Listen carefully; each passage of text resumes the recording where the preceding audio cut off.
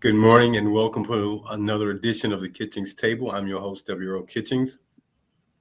Today, pretty in-depth topic we're going to talk about, and I thought I would start off today's session, this episode, with that quote by one of our most iconic leaders of our time in our country, Malcolm X. And as he stated, I'm for truth no matter who tells it. I'm for justice no matter who it is for or against.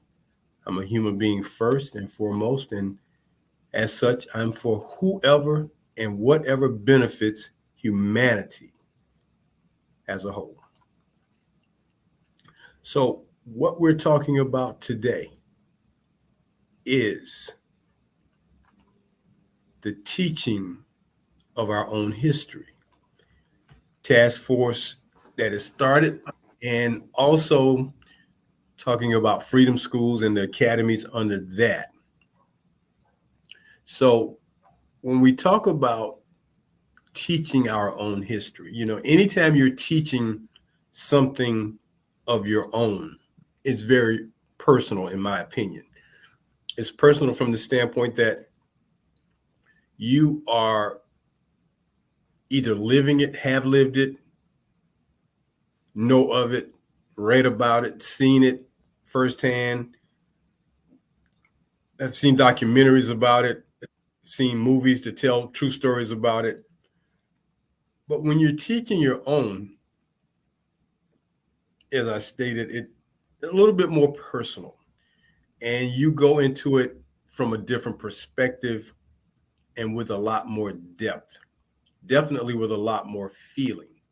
And as you provide that history to your children, to young adults, to older adults, it doesn't matter. We can all learn from history at any point in our lives, and no matter what that history is, as long as it's, as Malcolm said, truth, as long as it's dealing with the truth, then we're fine. So as we're talking about this today, I want you to keep in mind that when we're talking about teaching our own history, we're talking about what's in the best interest, what's good for us, and who really should be teaching us our own history. Because when you leave it up to others to teach something that you should have firsthand knowledge of, they may leave some things out. They don't always get it correct. They've got a different perspective. They may have a different slant or viewpoint as to what they want to share. And it's important that we have individuals, especially teachers, who embrace and embark on teaching our own history. And it doesn't have to just be Black history, it can be any culture's history. When you think about those civilizations who have been around for thousands of years, the cultures in Asia, the cultures in Europe, the cultures in Africa who have been around for thousands of years, you want to get it right. You want to make sure you're telling it right. So when those cultures are telling their history, they want to make sure that they're getting it right. They don't want, or they prefer not to have that history told by someone outside of the history. It's better when it's told from those inside the walls, inside the books, who've experienced it, who've lived it, who've seen it.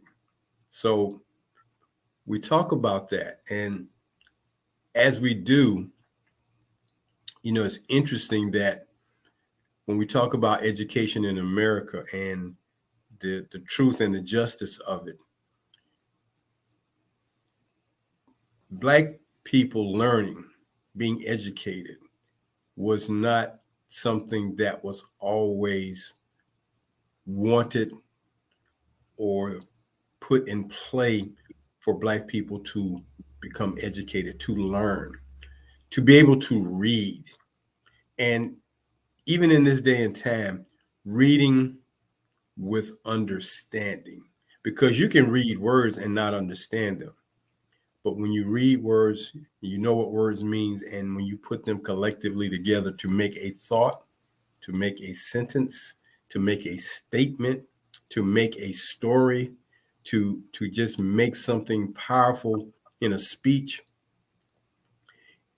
it tells you how much power there is in the power of words.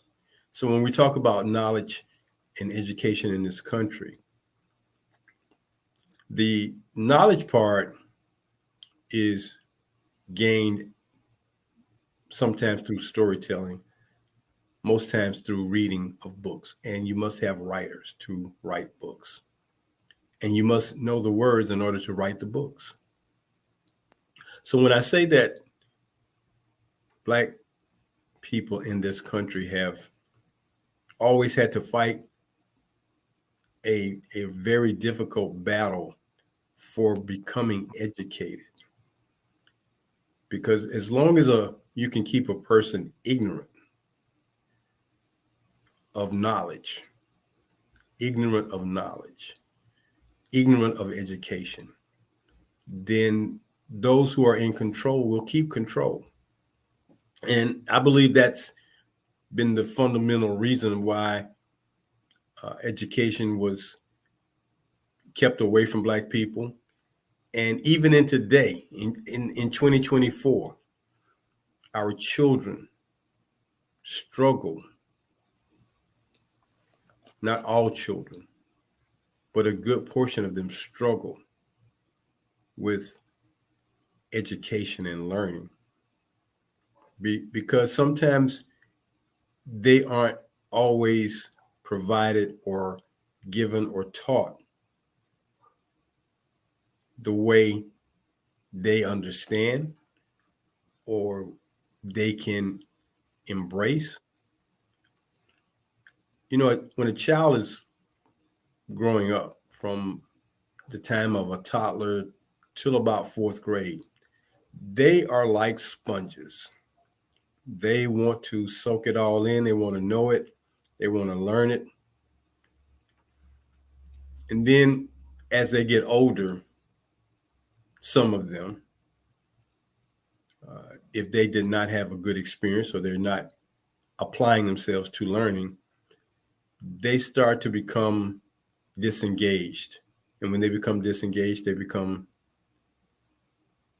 distractions. And that is the one thing that we do not need when we're teaching our children about who we are. We don't need them to be distracted.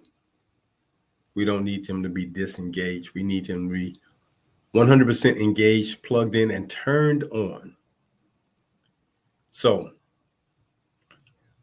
as we continue this fight for teaching and learning and getting education without it being minimized or being told that, well, you don't know anything, or you didn't go to a school that provided you with a certain level of knowledge or education. We have to tear down those barriers and tear down those mindsets and tear down those thoughts, because they just aren't true and factual. So from the time of Brown versus the Board of Education, where you seek opportunity of equality, until 1965, I mean, learning has just seemed to always been one of the things that we have to fight for. And I recall in elementary school, when you would get promoted to the next grade, and you would start that school year off and you would get your books. Unlike today, kids don't get issued books per subject. Imagine being in elementary school and you had 4 books that you took home every day and brought back to school. You had a math book, you had a reading book, reading English book, you had a science book.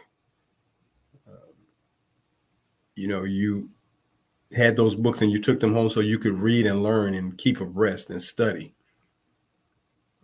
Nowadays, it's left up to handouts. The books are passed out in the class and collected, so it's not as much engagement. So when the child gets home, if the parent does not see that student reading, then they don't quite worry like, you know, my parents and parents of my generation, where, you know, if you couldn't understand something, you could take the book to your parent or your sister or brother, or whomever, and ask them to help you understand it. But nonetheless, we're talking about teaching our own history. But in 65, ironically, I didn't know this till I pulled it up. On November the 8th, 1965, I should have been celebrating that because that's my birthday. Legislation was signed into United States law by then President Lyndon B. Johnson. And he called it Lyndon Johnson's Great Society, which was a domestic agenda. And he signed this bill, which was intended to strengthen the educational resources of our colleges and universities and to provide financial assistance for students in post-secondary and higher education. Increase federal money given to universities, create scholarships, give low-interest loans for students, and establish a national teachers corps. A national teachers corps. Keep that title in mind. And it was covered under Title IV of the Health Education Administration. I'm sorry, the Higher Education Act. And it was reauthorized in 68, 72, 76, 86, 92. So it seems like basically every 4 to 6 years, this act has to be renewed. And Congress can make changes to it. But the reauthorization, Congress amends additional programs, changes the language and policies of existing programs, or make changes. Lyndon Johnson, former President Lyndon Johnson, a Democrat from Texas. And when you think about Texas in today's time, it's like, wow, you had a great guy like this who was fighting for change. He was about a lot of change during his presidency, and a lot of change, social change, civil changes happened under his presidency. And I don't think we always give him the credit he deserves, because it was during his time that many of the social and educational changes that we have today have come about. So because there was the Higher Education Act passed in 1965 to ensure that colleges and universities could use federal funds to get funds to help with scholarships and things of that nature, it allowed an expansion of teaching a different subject matter. So when we talk about changing subject matter, because there are those politicians or those individuals of the higher learning perspective, from those individuals who may be extremely embracing charter schools, they would prefer some of our history not to come to the forefront, so that it seems like it's not factual or actual when it really is. So there has been a decision, at least in Florida, whereby a group, a task force, has been brought together to organize what they call the Teach Our Own History Task Force. And the Reverend Dr. Carl Johnson, the president of the General Baptist Convention Incorporated, is demanding that the governor of Florida and the DOE, Department of Education, teach Black history accurately, factually, and forthrightly. And he went on to say, teach it in the spirit of Dr. King. Teach it in the spirit of Dr. Carter G. Woodson, who is the founder of Negro History Week that was expanded to Negro History Month. And don't idly, don't we sit by and idly allow the system to miseducate Black people. Teaching our history each and every day. So this task force will present to the government a comprehensive curriculum that correctly and effectively teaches African and African American history to students in Florida's public schools. Moreover, with the idea and the concept of developing 40 plus what they call freedom schools by the year 2025, because they are not going to sit by and let the governor of the state of Florida minimize, erase, do away with Black history accurately and factually because you feel it may hurt other people's feelings or you don't believe it is being portrayed accurately. And in my opinion, it is important that people write books about who they are, what they have done, what they've seen, what they've learned. Because when you talk about yourself forthrightly, then you can do some things to move the needle forward. So the Teach Our Own History Task Force is also engaging the New World African Studies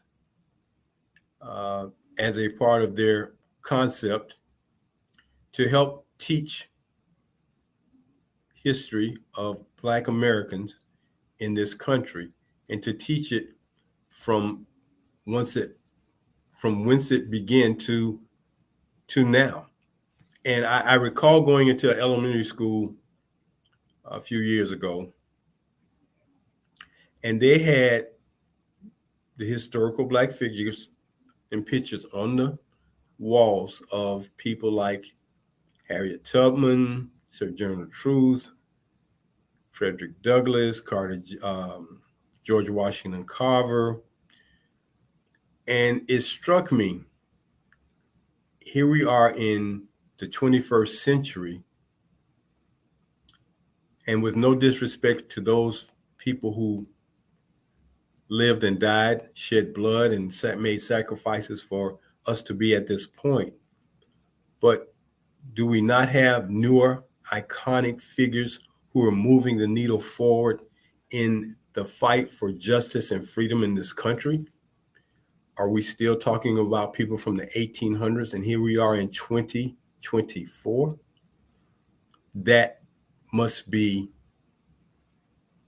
moved forward. We must put up the individuals and names of those individuals who are doing things now, who have done things in the last 25 years, 30 years, to make their contributions important.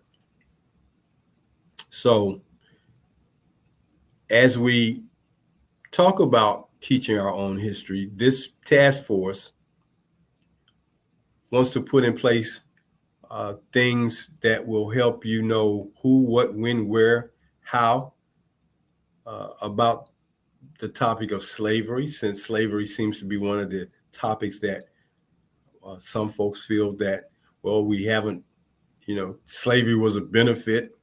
Here's a man whose ancestors did not live in slavery, who does not have to deal with the fact that he gets scrutinized, he gets challenged, he has opportunities that aren't always presented to Black people and other people of color. But you want to say slavery helped Black people and it, benefited them. Or you want to say that this country, one presidential candidate is stating that this country has never been racist, although uh, when it comes out that you are a person of brown persuasion, whereas you weren't really seen like that before, you want to talk about what isn't. Slavery happened. It happened for a reason. It did some things that were not very pretty for this country. If you can talk about the Holocaust and the ugliness of the Holocaust, you can talk about the ugliness of slavery. Don't minimize slavery and build up the Holocaust. Slavery was just as terrible, but because it is not perpetrated against European Americans or Jewish people, because it was perpetrated against Black people who were thought to be less than a man, which is crazy. You don't want it to be known.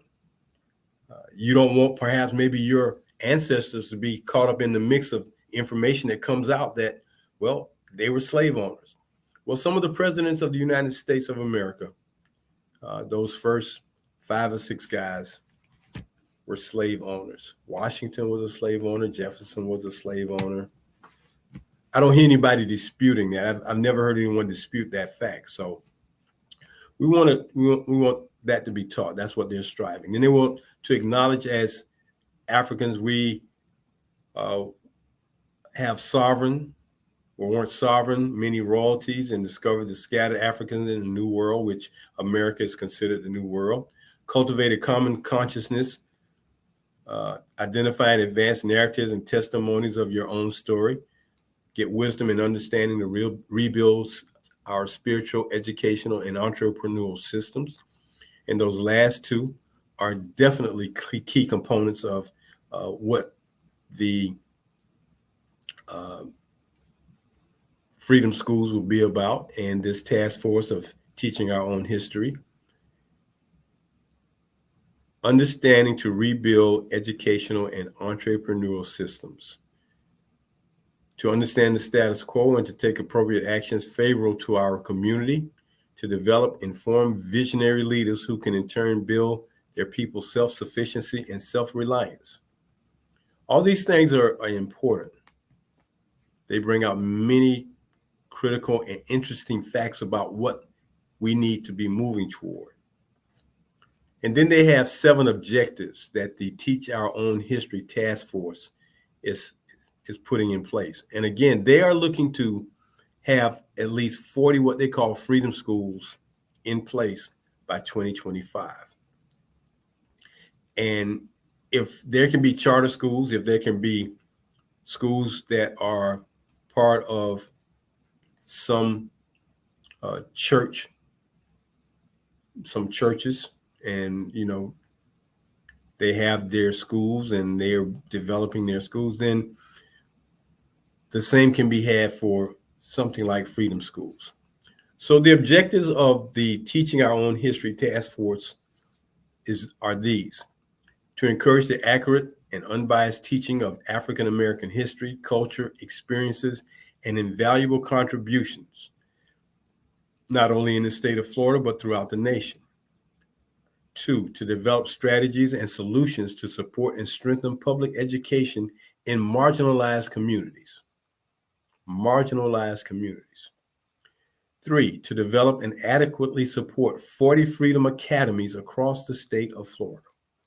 Now, of course, just like charter schools have become part of American educational landscape over the past 20 years, 30 years to be exact, starting with the KIPP schools. And we're going to talk about that in the second half of our show, those programs and things that have been put in place to help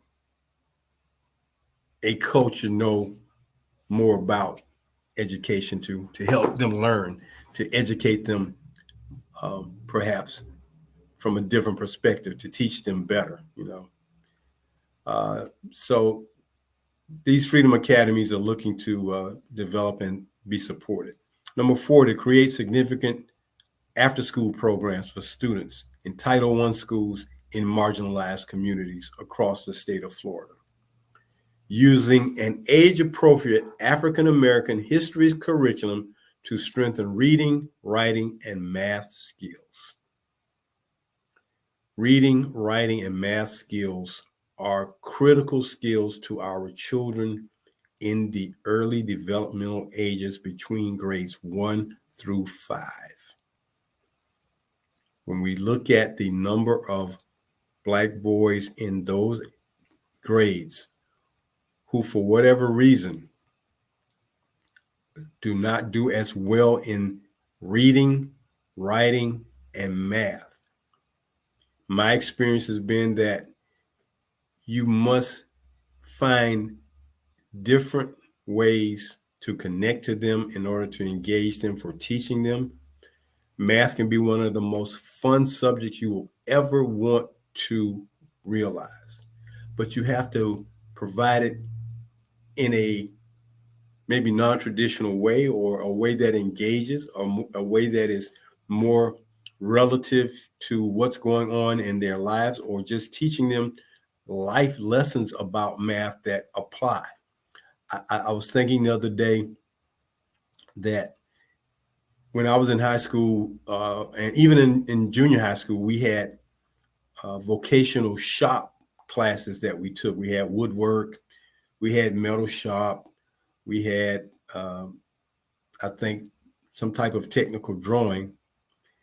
And those classes, for the most part, seem to be good hobby, if you will, type classes.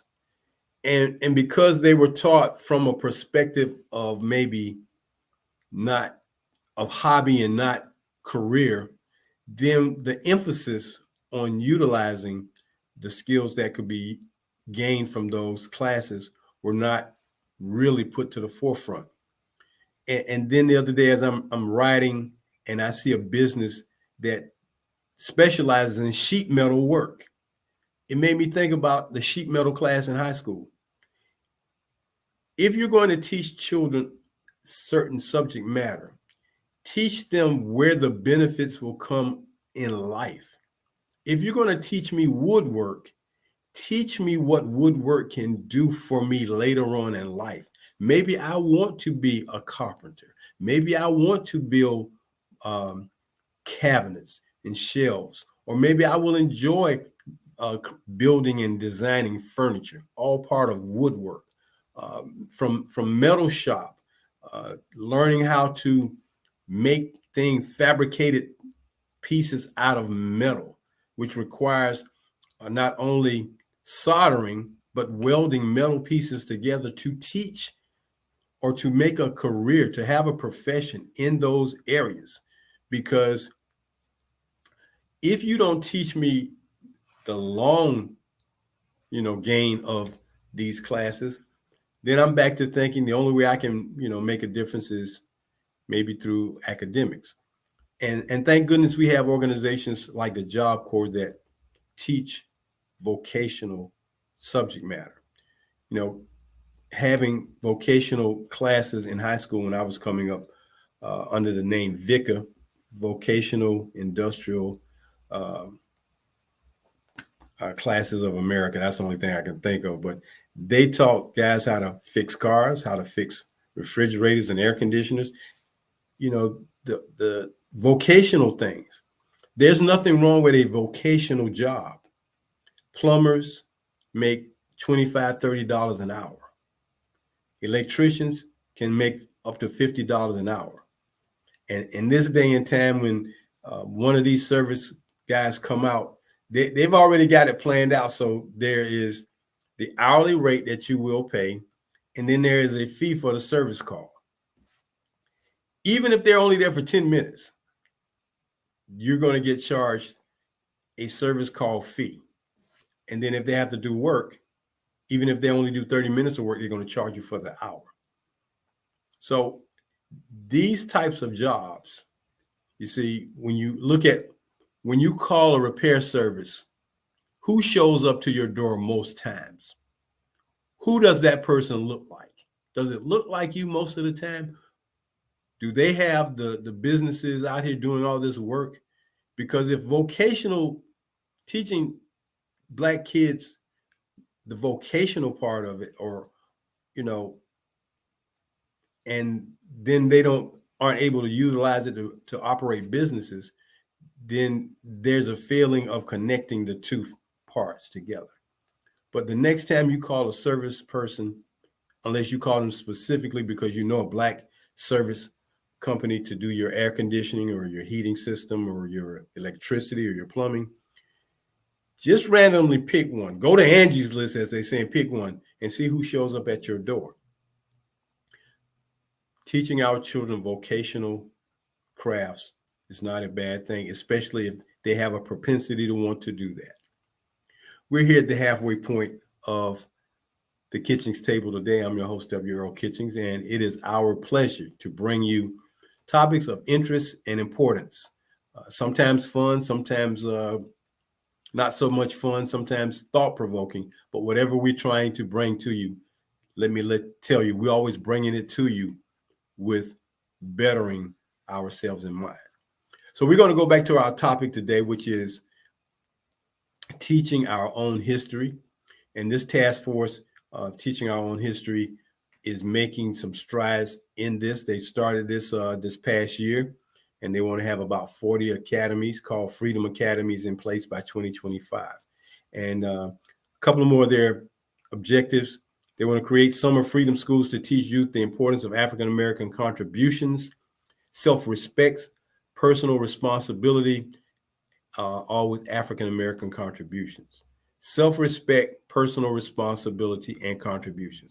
Number 6, to empower and encourage the 3 private HBCUs in Florida. Well, I would say extend it beyond that. Teach all the HBCUs to develop a laboratory school on their respective campuses. Well, you can already take Florida A&M out of that because they do have one, but to have a laboratory school, there are only a few HBCUs that have laboratory schools. I can only think of the only other one I can really think of is Southern University, which has a lab school on their campus. But what better way to connect education to our children, having a school right there on the campus of a college? And finally, to create partnerships with foundations, businesses, philanthropists, to support programs and events that consistently celebrate the contributions of African-American history or Black history, culture, Black literature, Black faith, and Black heritage. And I'll just add a couple of more things into that: entertainment and sports. Well, entertainment and sports are one and the same. So, not to think that this is something new when they talk about freedom schools, because freedom schools actually opened the first week of July 1964, and it had approximately 250 freedom schools. Volunteer teachers attend one-week training sessions at Western College for Women in Oxford, Ohio. The original plans was about 25 freedom schools and 1,000 students by the end of the summer, with a total of 41 schools to open with about 2,500 students. They had already done that. They were established with help and commitment of local communities who provided various buildings for schools and housing for the volunteer teachers. Volunteer teachers, I don't think they need to go that route. But they had already started this concept. So for the Teach Our Own History Task Force to talk about freedom schools, the concept is, what is this? 60 years old this year, 60 years old. Then you had the Philadelphia Freedom Library, which was funded by John Churchville in 1964. And it was founded to help with the education of educators. And one of the books that they put out or supported was What Black Educators Are Saying, that was edited by Nathan Wright, published in 1970. Then there are the Learning for Justice organizational cities that are going to be a part of this whole concept, we hope. And then we have again, the freedom schools are going to be a large part, but then the Learning for Justice seeks to uphold the mission of the Southern Poverty Law Center to be a catalyst for racial justice in the South and beyond, working in partnership with communities to dismantle white supremacy, strengthen intersectional movements, and advance the human rights of all people. Going back to what Malcolm X said, being for whoever and whatever benefits humanity as a whole. And through this Learning for Justice, what they're hoping to do is to they want to support missions by focusing their work on educators, students, caregivers, and communities in these areas of culture and climate, curriculum and instruction, leadership, family, and community engagement. Now, let me go back to what I brought out in that piece about the Higher Education Act when they came out with the Teacher Corps or the National Teacher Corps. This was a way to improve elementary and secondary teaching in predominantly low-income areas. Now, if you allow teachers to teach students from the first perspective of teaching students who maybe look like them to help embrace their self-confidence, that's one thing. So the National Teacher Corps was a way to try to put teachers in these schools. From there, it has evolved into what we now know as Teach for America. Now, here's where everything gets interesting, because Teach for America, KIPP, charter schools, they all operate somewhat from a same platform. Nonprofit organizations whose stated mission is to enlist, develop, and mobilize as many as possible of our nation's most promising future leaders to grow and strengthen the movement of educational equity and excellence. Okay. The organization aims to accomplish this by recruiting and selecting graduates from top universities around the United States to serve as teachers. The selected members, known as core members, commit to teaching for at least 2 years in a public charter K-12 school in one of 52 low-income communities that the organization serves. So you heard me read that part about enlist, develop, mobilize most promising educational future leaders to grow and strengthen the movement for educational equality. And then they hit you with the bottom line. In one of the 52 low-income communities that the organization serves. Now, the Teach for America was founded in 1989 by Wendy Kopp. And this was based on her undergraduate thesis. And it was also helped along with an investor, Whitney Tilson, former commissioner of the Internal Revenue Service, Douglas Schumann, and president of and CEO of Knowledge is Power program, Richard Barth. Knowledge is Power program, KIPP. Now, I'm not totally 100% for charter schools, simply because charter schools tend to take funds away from public education schools. And the accountability, more importantly, of the teachers are the issue that are one of the issues I have, because they don't have to do what teachers who work in public schools have to do. They just don't. They don't have the same oversight, the same certification that's required. So you have Teach for America trying to find teachers to put in the low income schools. You have KIP who developing uh, schools across this country to help in areas where they're low income. And it's kind of an overlapping, you know. And then when you hear that charter schools are driven by making not for profit, but they are driven by making money.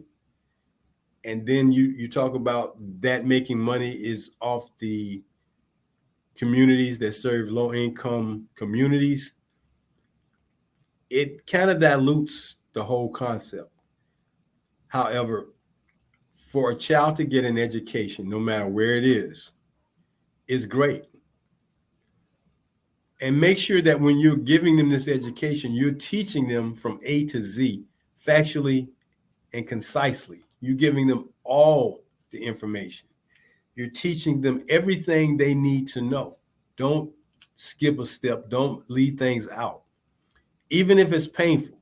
Because again, if you can teach, if you can make movies, if you can have celebrations of one of the most horrific human tragedies ever to be known to mankind, the Holocaust, then you can talk about and teach the negativity of slavery. And in going forward, talking about Knowledge is Power program or KIP, KIP schools now operate since 2019. They have 224 schools, and that can be seen throughout some very major cities and maybe not so many major cities. But they have offices in San Francisco, Chicago, New York, and Washington, D.C. KIP was founded in 1994 by Mike Feinberg and David Levin. They were two Teach for America members, and they thought that the concept was good, so let's springboard something that we can utilize. And they did this after they did their 2 years with Teach for America, and it's been going forward ever since. So now in 30 years, KIP serves a low-income student demographic of nearly 100,000 students across 224 schools. Historically, the primary method they use is to determine family income through individual household applications for free and reduced price school meals. Who does that sound like? So once again, we can do our own thing. We can teach ourselves, but we must be engaged. So as these freedom schools from the Teach Our Own History Task Force take root here in Florida, we look for them to take root throughout the country because they're going to be necessary if this pattern of minimizing Black history is going to be the way of the country from some aspects of politicians and educators. Let's teach it all. Let's teach it rightly. Let's teach it fairly and justly. And if you don't want it to be in the schools that are funded from the taxpayers who are Black, you want Black taxpayers to pay, but you don't want their children to learn, then we have to teach our children ourselves. And if we have to teach them in freedom schools and or in our churches, then that's what we'll have to do. Because this mindset of believing that the woke and all the things that are under that umbrella are to minimize people or make other people feel hurt or to minimize their feelings. Take everybody's feelings into account when you start talking about how you're going to do this. Make sure everybody, let's bring everybody to the table. Let's discuss it and let's make it happen. That's my feelings about it. So go forward, Teach Our Own History Task Force, bring these freedom schools to life, and let's get to the business of ensuring that our children learn all they can at a very high level, because we know that when we learn at a very high level, we definitely make an impact and bring about change. So, that being said, I'm going to bring in my co host with her Black History moment right now. And Ronleen, uh, I look forward to this task force here in Florida going forward and doing some important things. And it only bears out when you talk about some of the people that you share history about and knowledge of. It only bears out that it shows who we are and what we can do when we are given the opportunity and the fair opportunities and fair chances to do what we can do as educated people. Ronleen, good morning again. Good morning. All right. So I want to first, before I comment on, I want to comment on your segment that you've done. It was an excellent job that you've brought forth and thought provoking, as in we need to start teaching in our churches, we need to start teaching in our schools. And we need to, as you said, put out that task force that it has to be done. If it's not going to be done in our homes, it has to be done Hey, somewhere. Ronleen, Yes. we don't have to just teach in our homes, churches, schools. Anytime you engage a child, that's a teaching opportunity. Yes. Yes. Yes. Every time you engage it, from the smallest thing to the largest thing. And when you're taking that moment to teach, help let them know why you're teaching and emphasize the importance of being educated. Emphasize that. Why it's important to be educated. I'm sorry. No, no apology is needed here. So the person that I want to do our Black History acknowledgement is getting a lot of buzz, and her name is Captain Rimoshay Nelson. She was born in 1988 in November, and she became one of the 12 African American um, that of the Thunderbirds for the United States Air Force. She He, she was one of the people during COVID-19 when the former President Trump ordered them to do the flyovers for our essential workers, as well as everybody that was on the first line, especially the nurses, those that were still serving in the hospital to serve these people who was affected by COVID-19. Many of you know, many people died as of COVID-19 during that pandemic. And as I said, she was one of the 12 African Americans that served in that squadron. Now, she was the only African American woman. Can you imagine that in 2020, in 2020, the only African American woman from the inception of the Thunderbirds in 1953.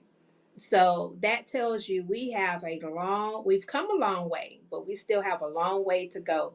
And I just want to mention that she is a graduate of Howard University, and she is a member of the Delta Sigma Theta sorority. So go out there and listen to Josh Mercer's interview with her. He's also a graduate from Howard University, and you would learn a lot about her. And I'm going to turn this over to our host, W. Earl Kitchens, for the Kitchings Table. Well, Ronleen, let me tell you, first of all, anyone who can fly a jet is a very intelligent person. Yes. And she was driven. She was driven from a No, child. no pun intended. She was driven. She wasn't flown. She was driven. Oh, okay. So, so anyone who can fly and aircraft, but especially a fighter jet. That piece of equipment that costs millions of dollars. And then anyone who can become an astronaut, those are very intelligent people, highly intelligent people, because you're having to deal with some things to accommodate flying an aircraft at speed. Uh, and that is no easy task. But for her to be driven as much as she was, for her to have that burning desire, I want to be a pilot of a jet plane or in the military of our country, to be a fighter, uh, jet fighter pilot. Hats off to her, Captain Nelson. Hey, you are, you know, at the top of your game, and congratulations. Thank you for being an inspiration and a motivation for uh, other Black girls and women who desire to reach that level. And I just want to say, she does have a scholarship for the Douglasville County High School where she attended, because she wanted people, the girls there, to be inspired, to let them know that they can do this too. She doesn't have to be the last African American woman as a captain in that space. Anybody. She wanted to open up that for anybody. So I thank you, because you said it earlier. Number one, math can be fun. When it's taught correctly, math can be fun. And it's a lot of math that goes into being an astronaut and being a fighter pilot, or just being able to leave the ground, period. No doubt, no doubt. And there's a lot of math that goes into creating and building an aircraft. Yes. A lot of math. It has to be precise and exact. There you can't miss. Be off by, even a millimeter or centimeter can make a Yeah. difference. So, My and hat go math. off to every aircraft mechanic. Hey, I they just thank God witnessed for that. you. Yeah, they just witnessed that the door of a plane blowing off because they felt like maybe the boats weren't in there. Okay, that's not a good thing. So, Captain Nelson, We Air salute Force Thunderbirds. The Thunderbirds are the equivalent of the United States Navy Blue Angels. So to fly those jets in formations and to do the types of things they do, great thing, great thing. So, well, Ronline, thank you so much for bringing that to us today. I look forward to your Black History moments every week, because you probably bring out some people and individuals that we don't hear about. We hear about the mainstream, but when you get off the mainstream road and you get on that other road to sharing who's out there and doing things, it opens your eyes and opens your head. And I know that me sharing something with you recently about a scientist that I'm sure you'll bring to light in one of our shows. It's always amazing when we hear that Black people had something to do with some inventions or something that came out, but they never got the full credit. They got minimized. Like, oh, you forgot to mention that other guy was the guy that really, did that. I mean, it's done on purpose. I know that much. It's done on purpose. It's systematically done to minimize, to make you believe that you are invalid or you're invaluable. But we must rise above that, and that's why I thought bringing this thing about teach our own history is important, because we must realize that we are from people who came from royalty and have a lot to offer if you just give us the opportunity. So thank you again for bringing that to us. My pleasure. So that's going to do it today for the Kitchings Table. We appreciate you joining us. We hope that you'll join us next Tuesday morning here at 10 a.m. for another episode. We're always glad to be with you. So for Ronline Kennedy, I'm Earl Kitchings. And as we say every week, go out and do something good for somebody else today. Until next week, take care, everybody. Bye-bye.